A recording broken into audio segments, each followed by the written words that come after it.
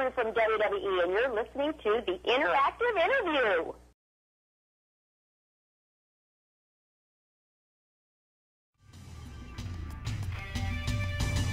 You're listening to Interactive Wrestling Radio, featuring the Interactive Interview, courtesy of WrestlingEpicenter.com.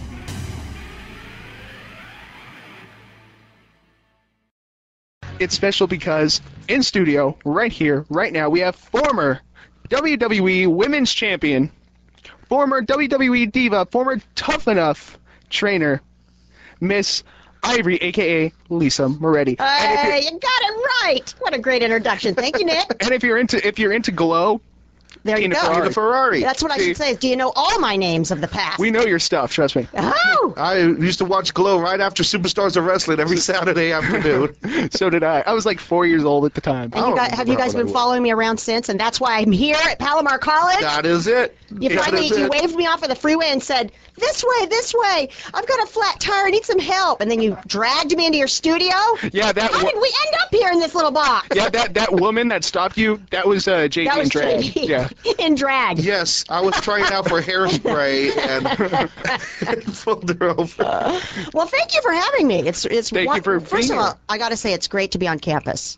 I love college, the college atmosphere. I'm always preaching education to my own nieces and nephews, as well as anybody that's ever watched Tough Enough, because, they're all college students and ex-college students, and I just think it's the best thing to do before you go out and adventure into the real world. Oh, definitely. Get your education. Get your degree. Get your piece of paper. You need something. Matters. Exactly. It helps. It definitely helps. And what's your excuse, Nick?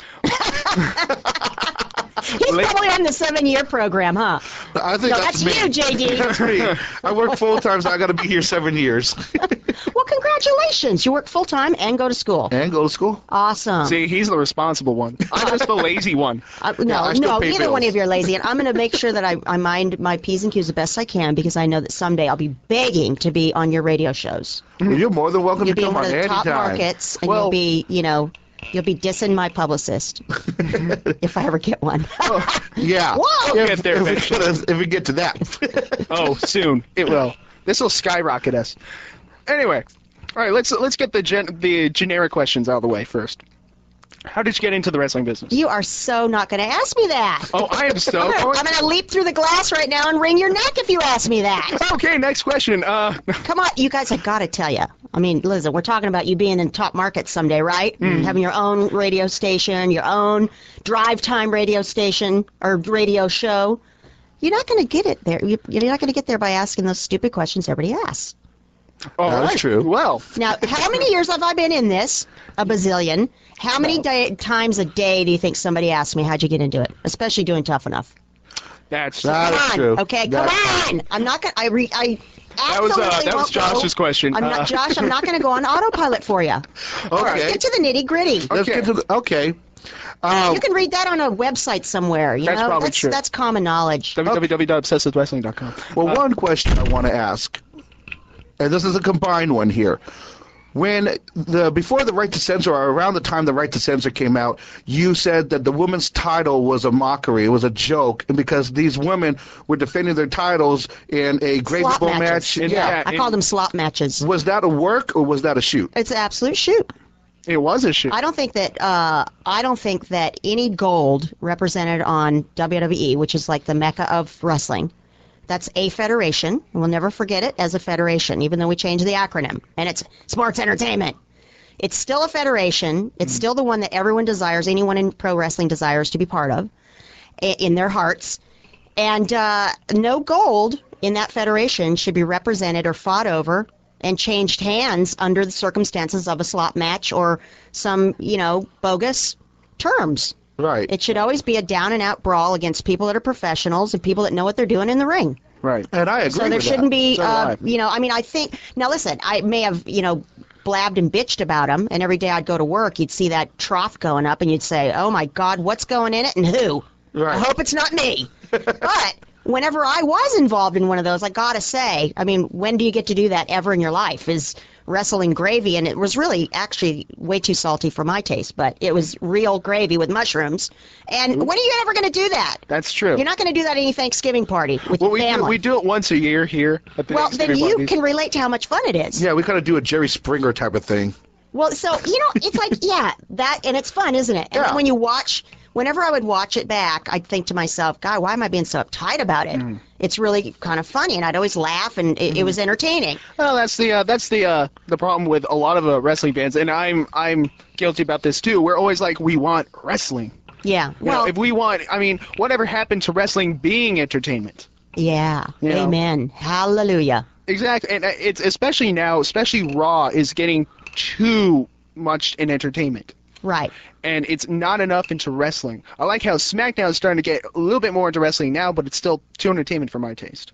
Yeah, I know. I don't know what the right combination is, or what sometimes, we've all of the wrestlers, we have long car rides, of course, and we blab about all this stuff all the time, and, we bitch and we complain, and we have all of our great ideas, and then we think, oh, no, WWE will never use it because it's too good of an idea, and it makes too much sense.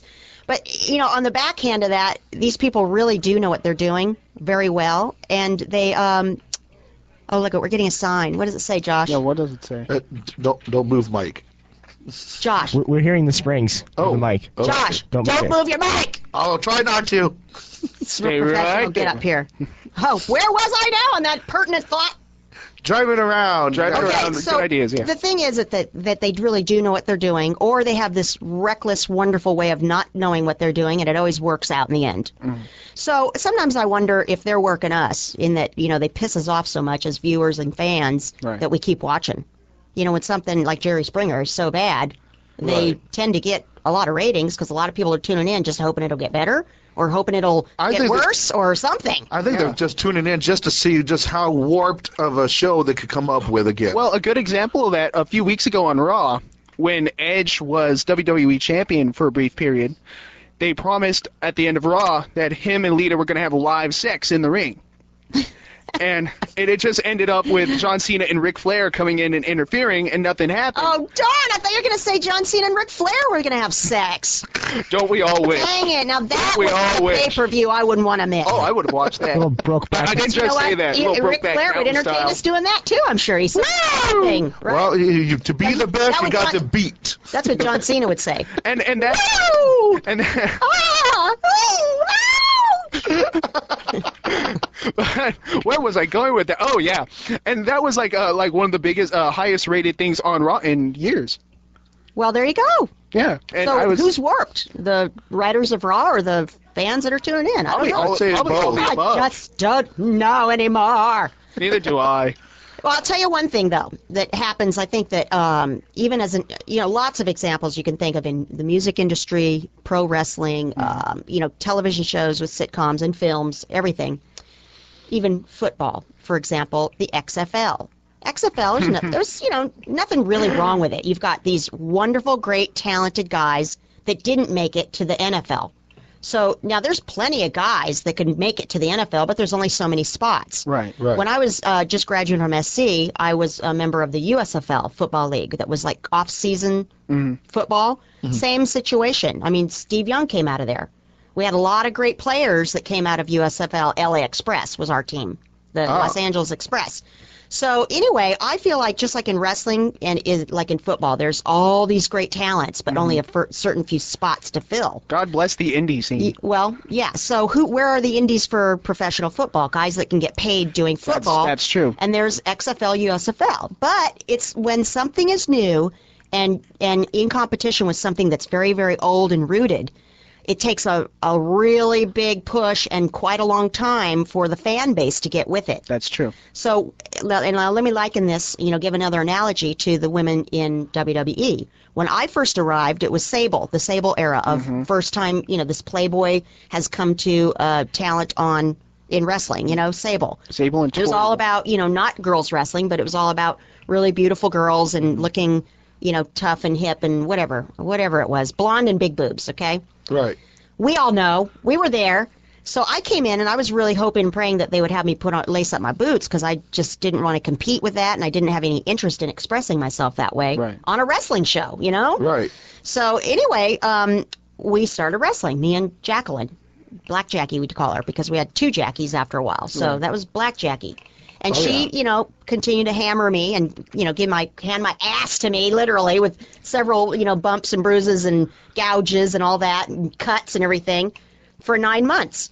And still, when we'd go out there and grapple and really go at it, and believe me, being in the ring with Jackie, you're really going at it. You would still get, show us your... Yeah, with puppies, because of good old Road Dogg starting the old thing about show us your puppies. Yeah. So I told Jackie, I said, damn, what do we have to do to get these people into our... You know, the company's never going to give us a storyline, so it's not like and, you know, Jackie, quite frankly, was supposed to be the good guy, but they were confused about that, too. Right. You know, good guys are supposed to...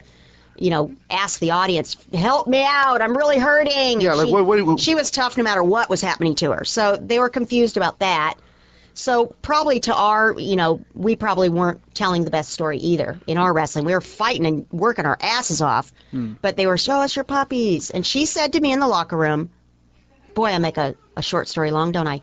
She told me in the locker room, we've just got to keep at it and we got to change their minds. Right. We got to keep showing them something the same, and we will train the audience to expect something different. Yeah, because I also remember... And in my lifetime there, it happened. Right. Because I could have matches where people were cheering and booing, but they weren't saying, take your top off. Well, I also read that there was they're trying to do a lesbian storyline between, it was either you and Nicole Bass, or... Yeah, I got one of those phone calls, which I guess now they're doing something with Trish and... It's Trish and Mickey James. Yeah. Yeah, that's it's going towards more of a single white female thing now.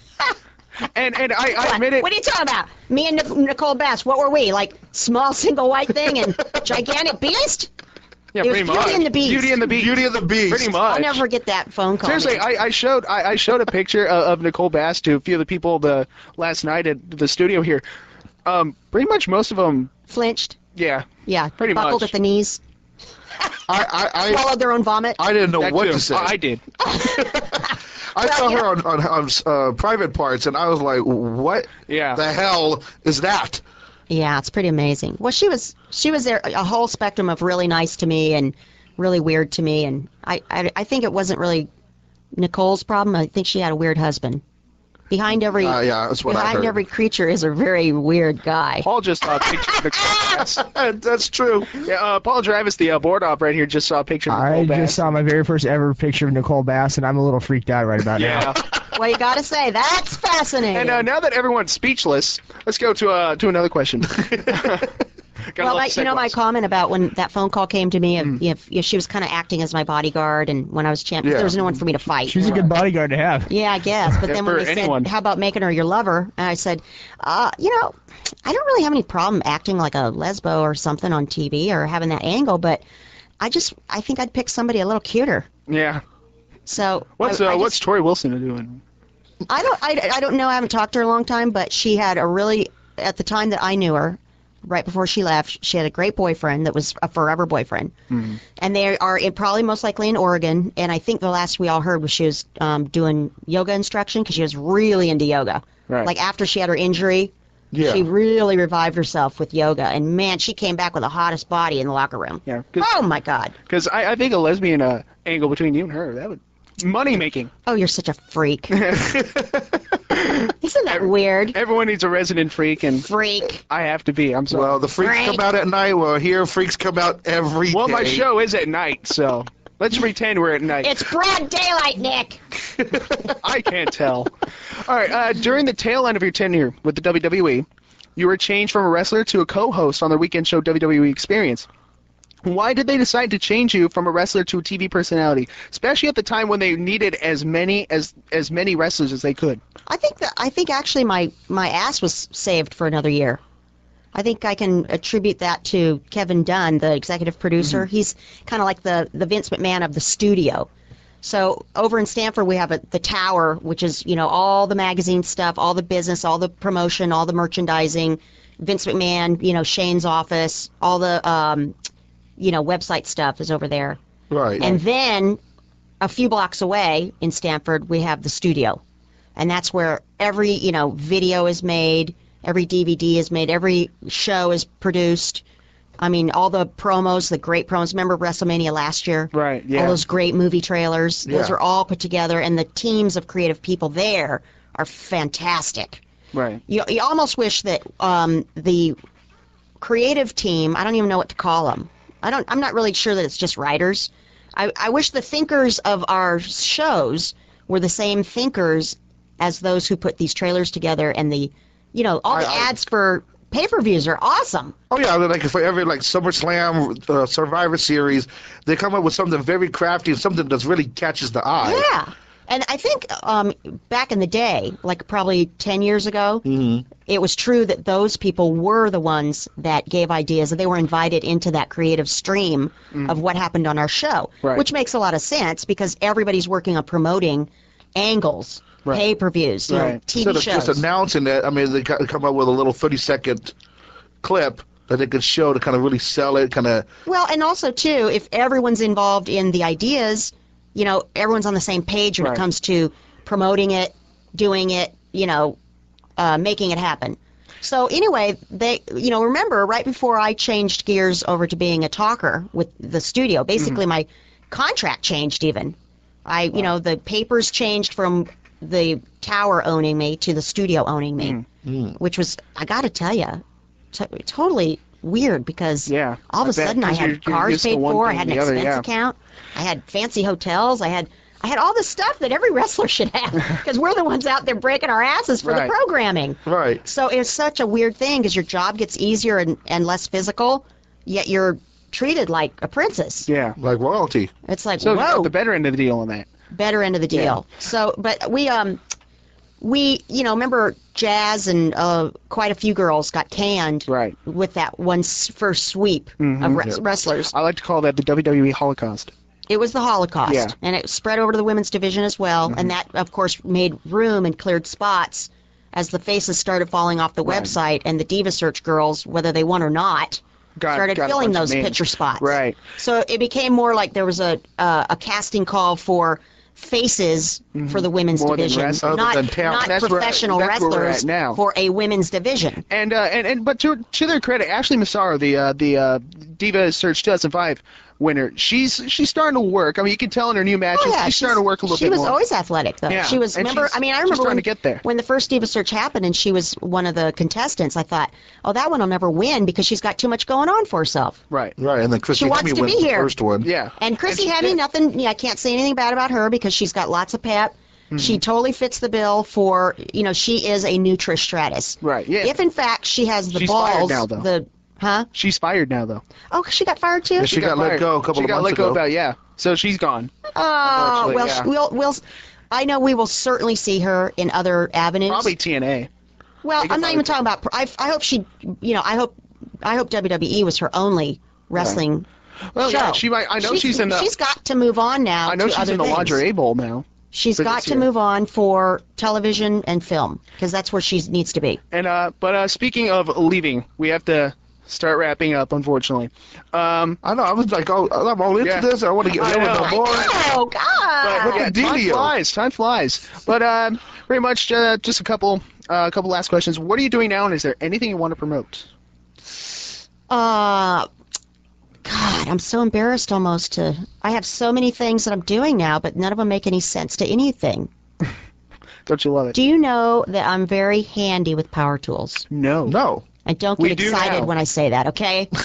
Little perverts. I was thinking of chainsaw power. Yeah, good, Josh. Power. You're right on it, JD. But I'm telling I'll you admit, what, I wasn't. I've got I've got a few ideas. The great thing about being educated, which is what it's all about. In fact, when you said, "Do you want to promote something?" That's what comes to mind. Is every day of my life I use what I learned in college, and even when I'm slamming people, there's a lot more slamming people, as you can tell by where my career took me. Right. How many people have done as many things as I've done with WWE? That's true. And Vince McMahon truly is, and that whole operation truly is a land of opportunity. Now, some people are cover girls or cover boys. Some people are champions and will be on every pay-per-view there is because they're really good at doing one thing, and that is self-promotion. Right. So I'm not that into self-promotion, but I am into adventure. Right. So as far as a Lisa Moretti lifetime at WWE, I adventured a lot. I went around the world. I played with baby lion cubs in Africa, which was a dream come true. Oh, wow. I someday think that maybe I'll go work there. I mean, it really turned me on that much. Wow.